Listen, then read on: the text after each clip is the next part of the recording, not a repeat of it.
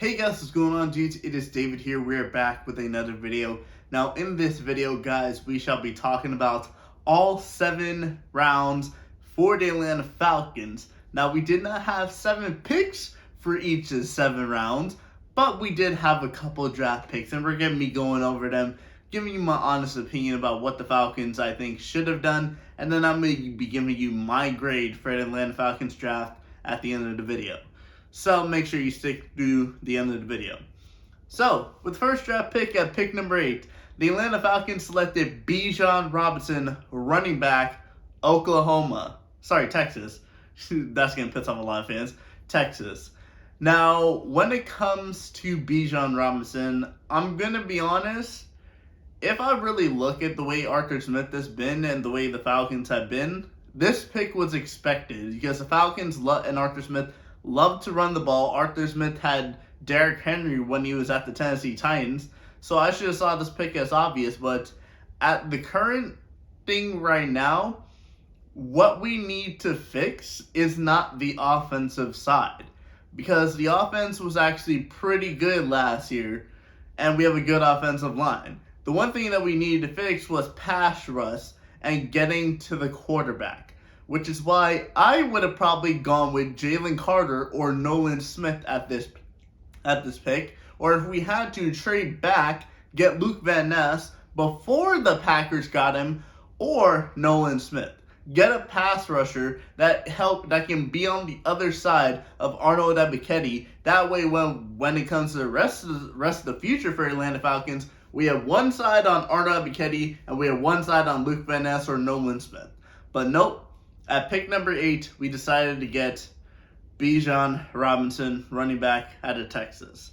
Then we get on into the second round pick, which is going to be pick number 38, round 2. We traded up to pick number 38 from pick number 44, and we gave up one of our 4th round picks to go get this guy who would still been there had we stayed where we are in Matthew Bergeron, tackle out of Syracuse.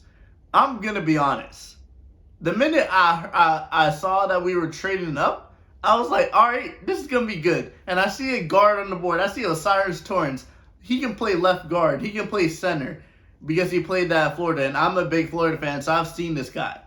And then I'm like, all right, the Falcons are going to trade up and they're going to go get him. Oh, Matthew Bergeron. And I'm like, why did we trade up to get this guy? Like, why did we really trade up? We sent a 4th round. We sent one of our 4th round picks to that team that we traded up with. Why? We need depth. We only had, 5, 6 picks? We needed depth, and we traded one of our 4th round picks away to get Matthew Bergeron, a guy that would have probably been there. Had he not been there, we could have gotten Osiris Torrance, who ended up going to the Bills, who I predicted the Bills were going to probably get him in the 1st round, but they got him in the 2nd round.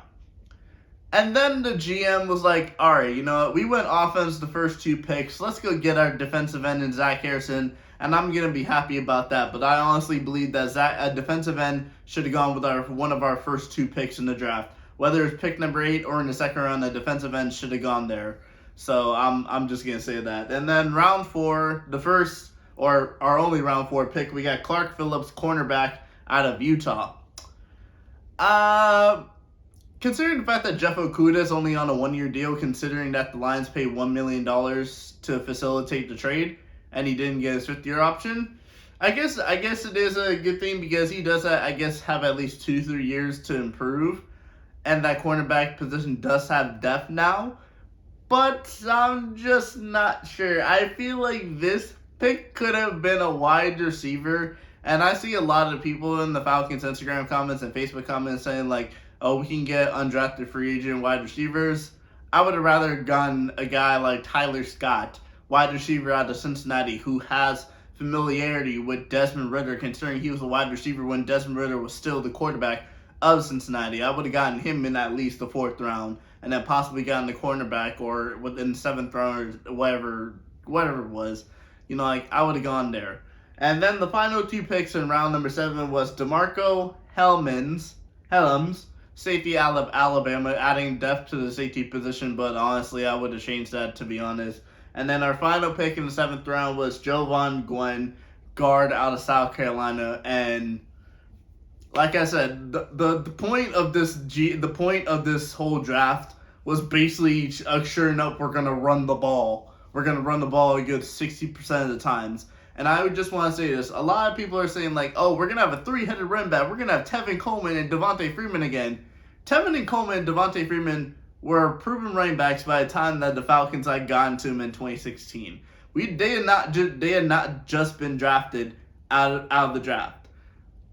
So I'm gonna say this: for the people that are watching this video that think that running the ball will help us win the Super Bowl, you're wrong. You're wrong.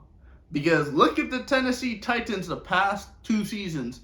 They have possibly the best running back in the NFL. Have they won a Super Bowl? No. You know why? Because their quarterback was shit.